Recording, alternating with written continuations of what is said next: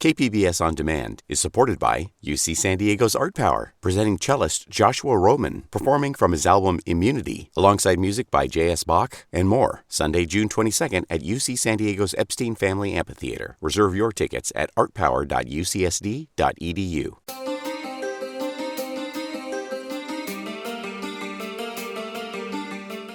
Welcome back to another edition of listener-supported KPBS Cinema Junkie podcast. I'm Beth Accomando.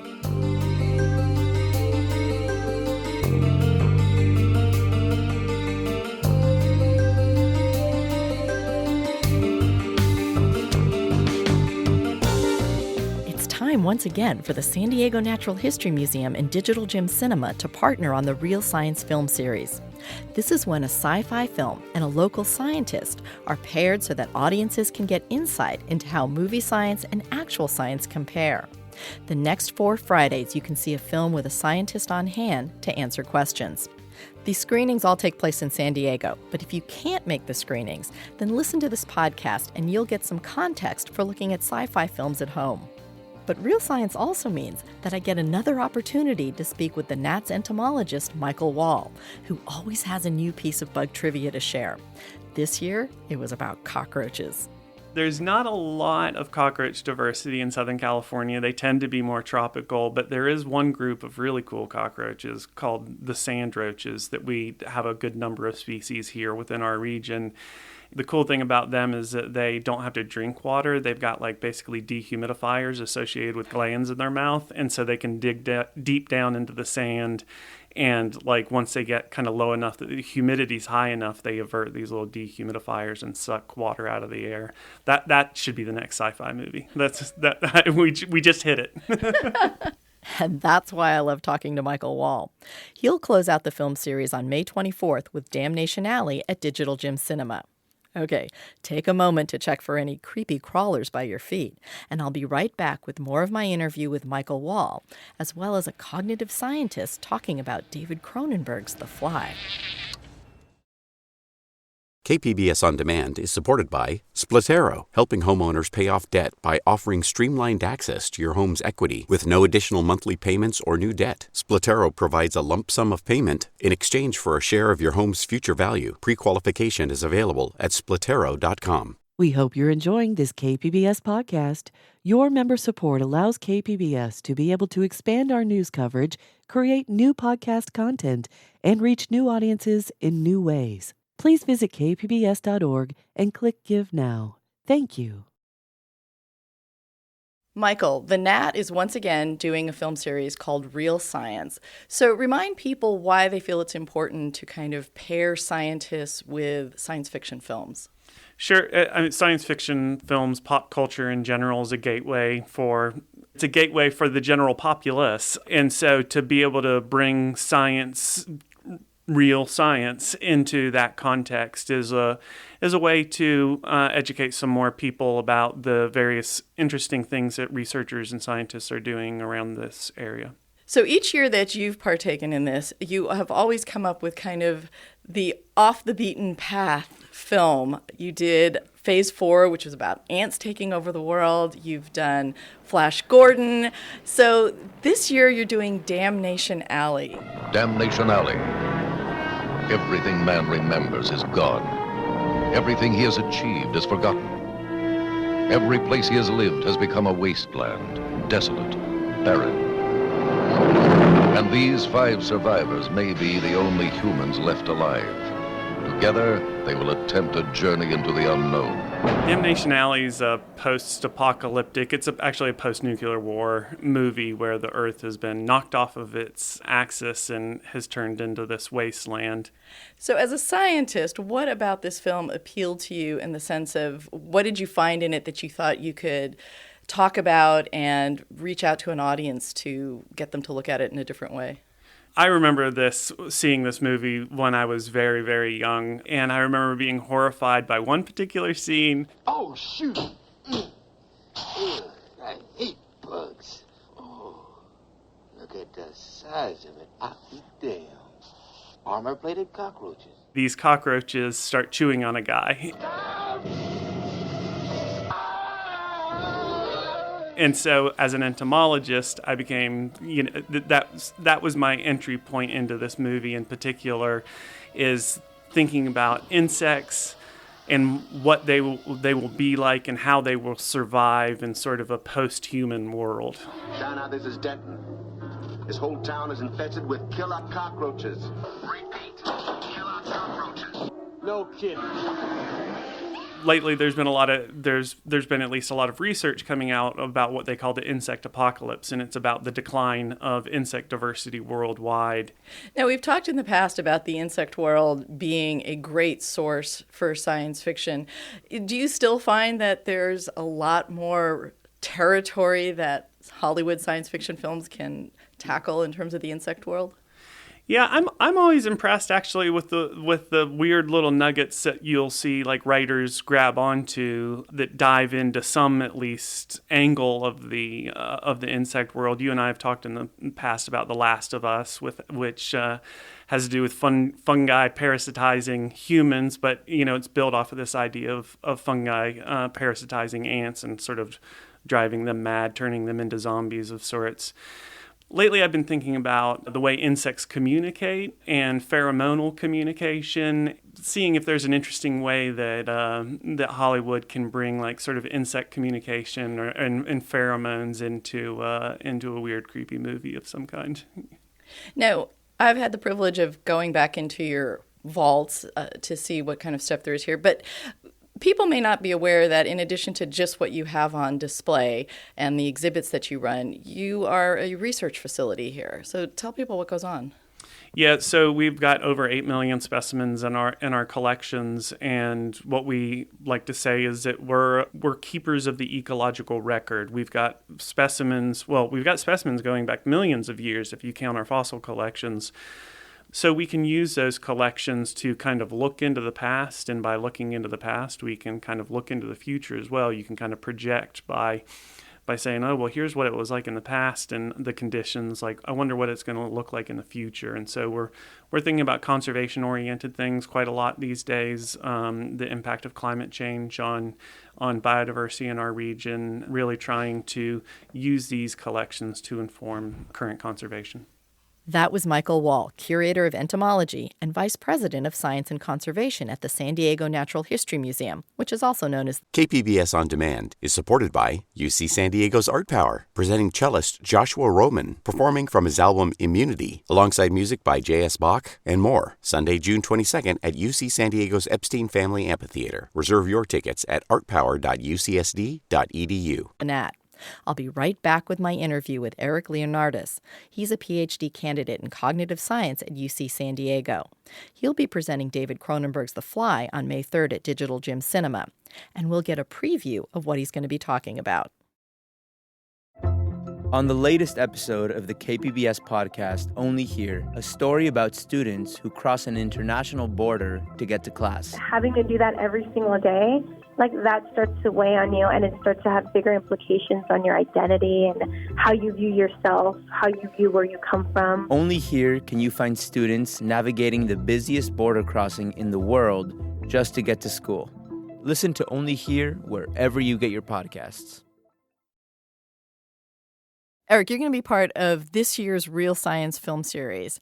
So before we talk about the film you chose, let's get a little background on who you are as a scientist. So you work as a cognitive scientist. Tell people what that means. Cognitive science is the interdisciplinary study of the mind. So it actually takes a bunch of different disciplines like psychology, neuroscience, philosophy, linguistics, anthropology, and AI. And we basically have to mix all of those different perspectives together to get an idea of how the mind is really operating in real-life contexts. Now, you're part of this film series. Did films play any part at all in your early years in terms of sparking an interest in science? Absolutely, actually. So I took a few different sort of science fiction and history of science fiction classes in undergrad at Hofstra University. And basically we looked at like Lovecraft, Frankenstein, Dracula, but from a historical perspective, providing, context about the author, context about the time. And that really helped me to think about scientific ideas and think about like these future technologies that seem sort of fantastic, but are actually quite tangible. And do you remember seeing any film like as a kid or something that just sparked your imagination and made you think like, that's really cool? Oh, definitely Star Trek. I mean, Star Trek is a huge influence on me.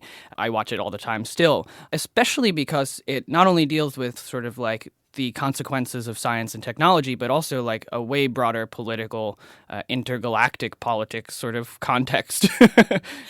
Now, the film you've picked, you have David Cronenberg's The Fly. So this is a remake of the old 1950s one. What about this film appealed to you? My first intuition was like, oh, I should pick a German expressionist film. And then I'm like, should I really choose a silent film? I don't know about that. And then I was thinking about sort of the marketability of Jeff Goldblum's body. And that film just came to mind because I just love Cronenberg. And it was either going to be a Cronenberg or a Lynch or something like that for me. So I actually have been studying in graduate school something called embodied cognition, right? And previously in cognitive science, the idea was that humans are logical computers, and your body doesn't really matter. You're just a set of information patterns, right?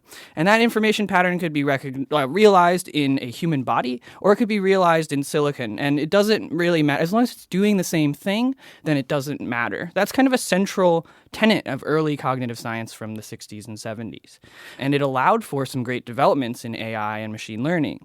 But what we've learned in the past sort of 20 years-ish is that the body matters a lot, and the mind can't really exist without a body.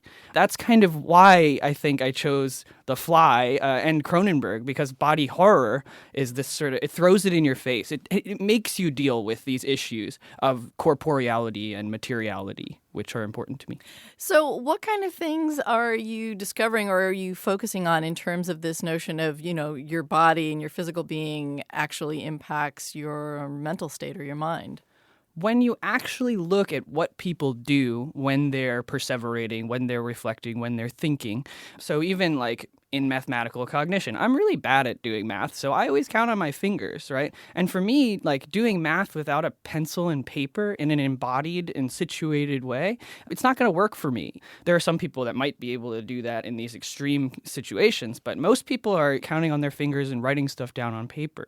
And these types of embodiment sort of focused analyses is where we're really starting to expand the unit of analysis from just the human mind or the brain and kind of looking at humans and things and their bodies interacting to give rise to these sort of more complex mental functions.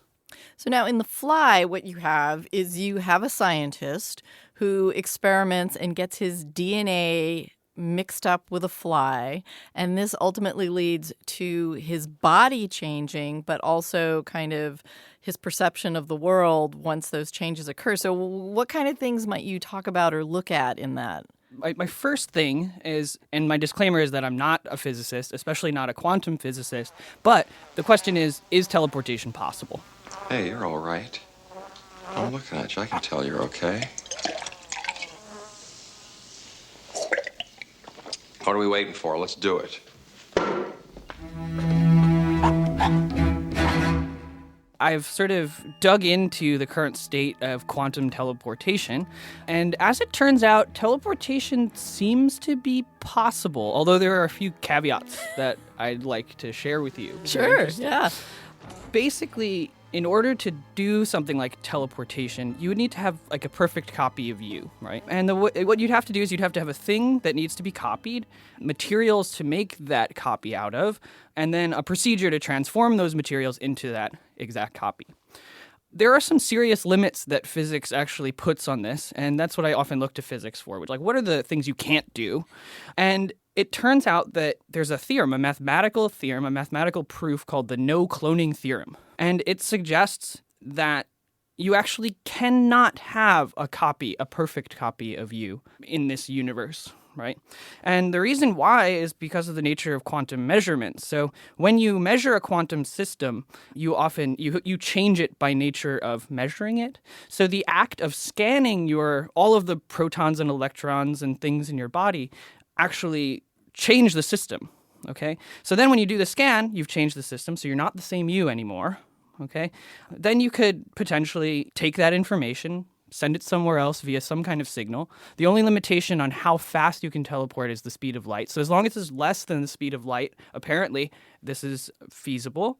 So you transport that thing to another side and then you rematerialize. Well, they can't exist at the same time. And the no cloning theorem is actually a really sort of kitschy way of showing this. Basically, there's two things that I'm trying to simplify this as much as possible, but basically quantum particles find themselves in superpositions, which means they're in multiple positions at the same time. So those superpositions are additive.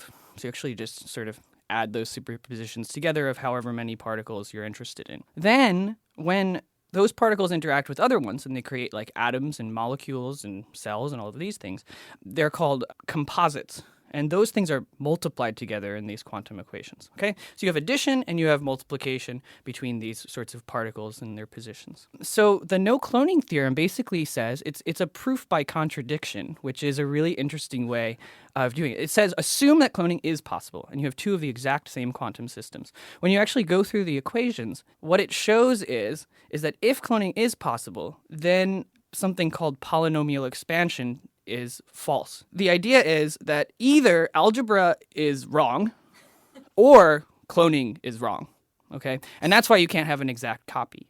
If you're really ambitious, an exact copy should be required because you would need all of the particles in your brain and the ions in all of your neurons and all those things to be in the exact same place to make sure that it's really the you that's coming out. Now, what's interesting is when I looked into this, they're like, oh yeah, but teleportation's totally fine if you're comfortable with a slightly different you coming out the other end. And I found that to be really disturbing. But it reminded me of Star Trek, actually, the teleportation problem where there were like protesters in the Star Trek universe saying that they won't teleport because they don't think it's the same them coming out the other side. As it turns out, their concerns are legitimate. Something went wrong, Seth. When you went through, something went wrong.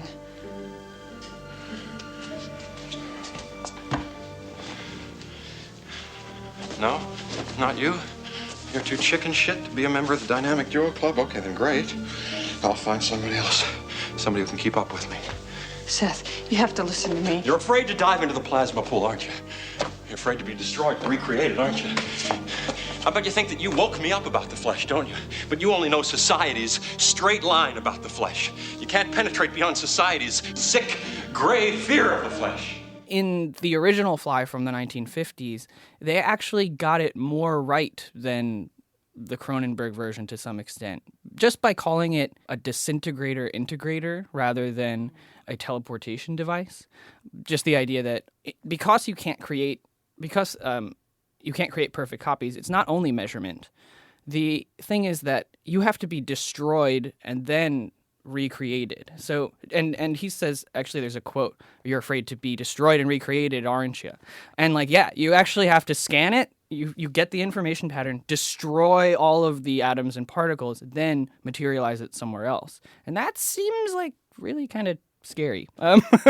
Well, in The Fly, to kind of simplify that all down, when Gina Davis is fed this teleported steak, she eats it. It looks exactly like the steak that was sent through, but as soon as she puts it in her mouth, she goes, ooh, there's something wrong with it. Eat this, I need an objective opinion.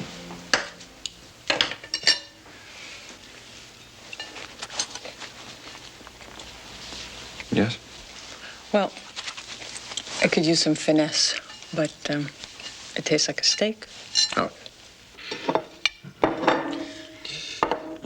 Okay. Now try this teleported half. Oh, are you serious? A monkey just came apart in there. Baboon. Heat. Oh. It tastes funny. Funny how? It tastes synthetic.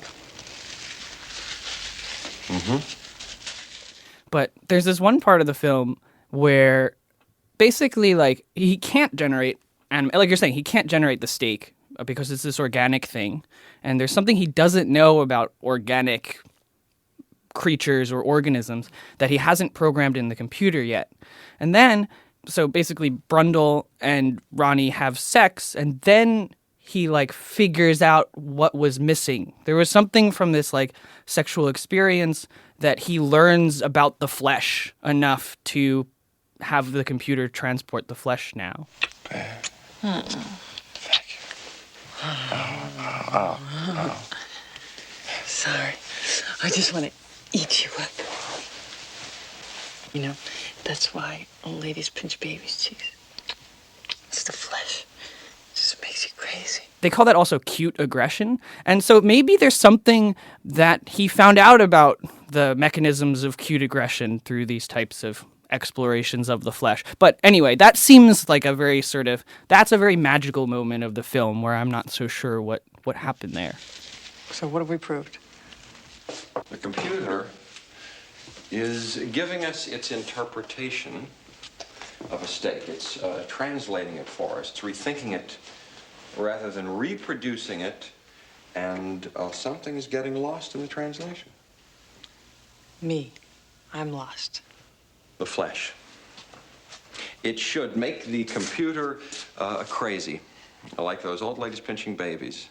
But it doesn't, not yet. I haven't taught the computer to be made crazy by the flesh, the poetry, the steak. So I'm going to start teaching it now. Now, as a scientist, what do you think of his character in terms of the way he approaches kind of the issues that come up for him? I think that, it's an extremely ambitious character, a very isolated character. One thing that comes to mind is just lab safety in general. As a neuroscientist, you have to be very careful when you're doing cell staining, all these other things. Like you shouldn't just like sort of run into the lab in midnight when you're really drunk and then try to teleport yourself. It's usually you have sort of like standards and practices, but he had the liberty of just kind of having his own space. So, You know some of Cronenberg's other films. You talk about this notion of body horror. Do any of his other films kind of offer up something for you as a cognitive scientist that you find intriguing? Well, I think the thing about Cronenberg, which is really fun, is I get this, especially based on his film Most Dangerous Method, that he is very much a Freudian. He's a psychoanalytic thinker. In cognitive science, we don't usually do psychoanalysis because it's often deemed sort of like non-scientific. There are these intangible observations that, and assumptions that need to be made about what the structure of the mind is. But what's cool is, and I think in film theory and film criticism, like, especially like earlier, from 30 or 40 years ago, everyone's going to do Freudian analysis of some film, even if it's not necessarily like appropriate. Now, some might say Freudian analysis is always appropriate. But, I'm kind of also like, well, what are the mechanisms? What are the cognitive effects? But with Cronenberg, it's like, no, Freud's on the table. You know what I mean? This is a psychosexual nightmare. And as a cognitive scientist, of someone who's sort of disciplinarily supposed to ignore desire, they're supposed to ignore experience and consciousness. We're supposed to just make sort of computational devices that do human-like things. We have to then face like, oh yeah, okay, sexuality. What do we do about that? That's one of the most complex identity. Gender and sexual identity are some of the most complex things that cognitive scientists don't really have a good handle on. So I think it's actually a really good ground to ask these types of questions because there's extra dimensions that are usually left out of the story. If people can't make the film, are there any ideas or thoughts or questions you kind of want to throw out so that if somebody can't get to the screening but wants to maybe take a look at that film with a different perspective than just sitting there for entertainment purposes, is there something that you would tell them to, hey, watch this film and think about this? Yeah, definitely. I have so there was the teleportation piece, and then there's the possibility of a human-fly hybrid, which I've kind of like really explored in depth. This is the kind of question that excites me a little bit. Interestingly enough, humans share something like 61% of their genetic code with Drosophila melanogaster, the fruit fly. Now, something people might give me trouble about is I'm talking about fruit flies. The housefly, Musca domestica, is probably what he was spliced with. But there's so much genetic data on the fruit fly, I just went with fruit flies. I think there's a really interesting argument to be made here.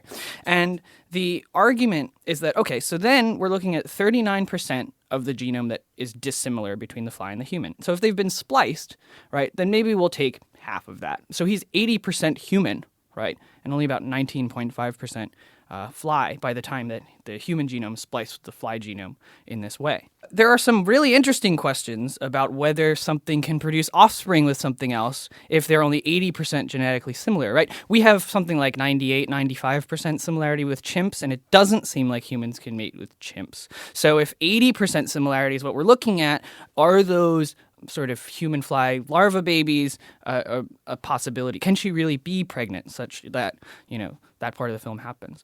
What's another interesting thing is the tachykinin pathway in the fly.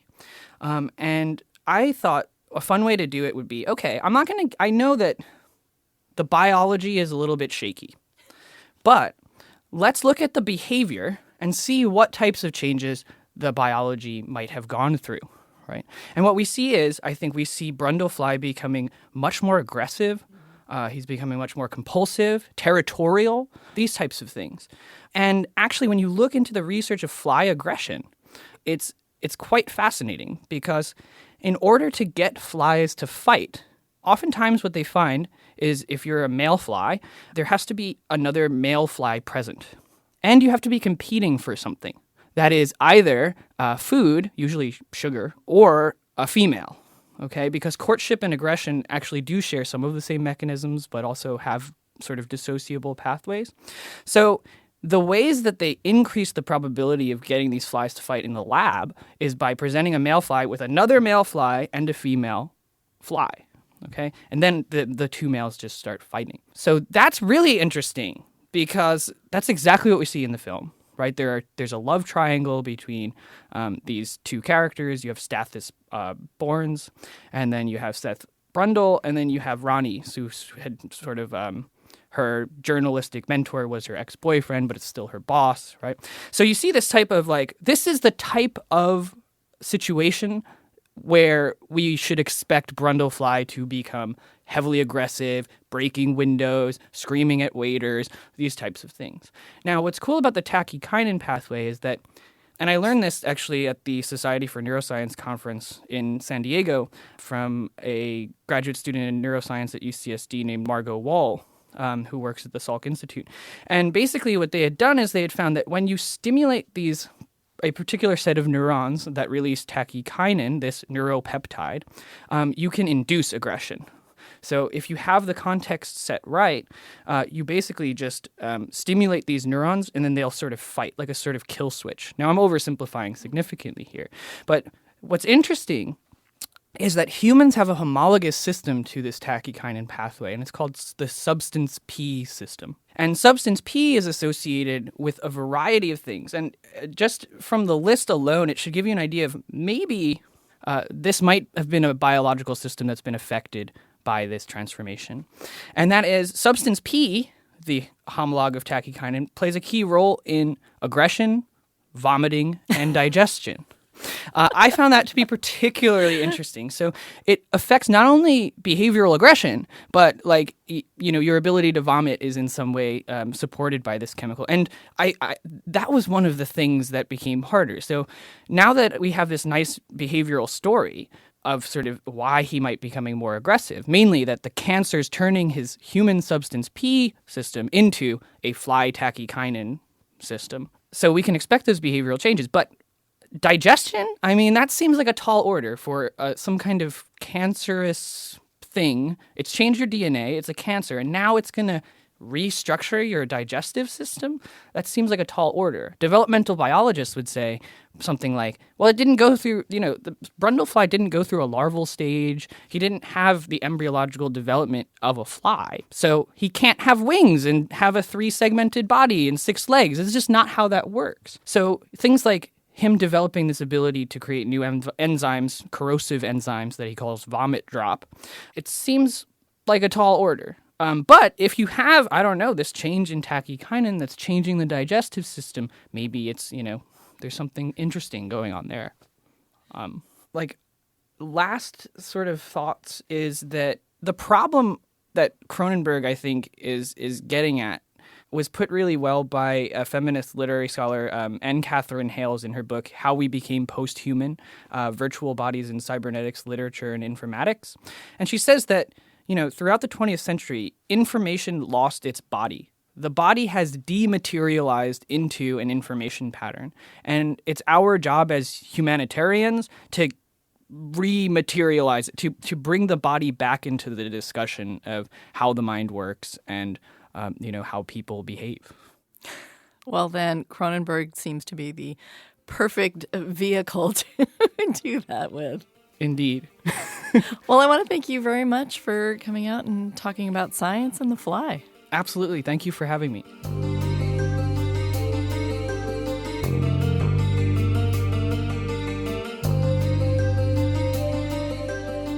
That was Eric Leonardis, a PhD candidate in cognitive science at UC San Diego. Thanks for listening to another episode of Cinema Junkie Podcast. If you like what you hear, please tell a friend. The podcast comes out every other Friday, but I snuck this extra one in to catch real science as it begins this Friday. The films screen at Digital Jim's Micro Cinema, as well as at the Nats Big Screen Theater, where The Martian and World War Z will be playing. Till our next film fix, I'm Beth Accomando, your resident cinema junkie.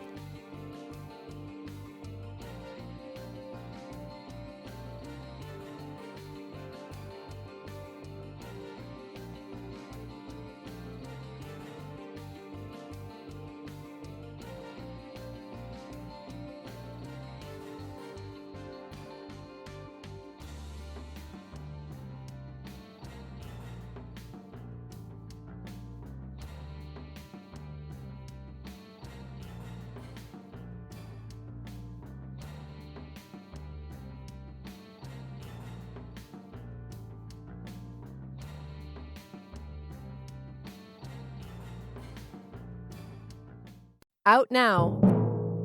The Device Podcast takes a deep dive into the great American thriller, Jaws, by Peter Benchley. How has this story shaped the way that we, as a culture, view sharks?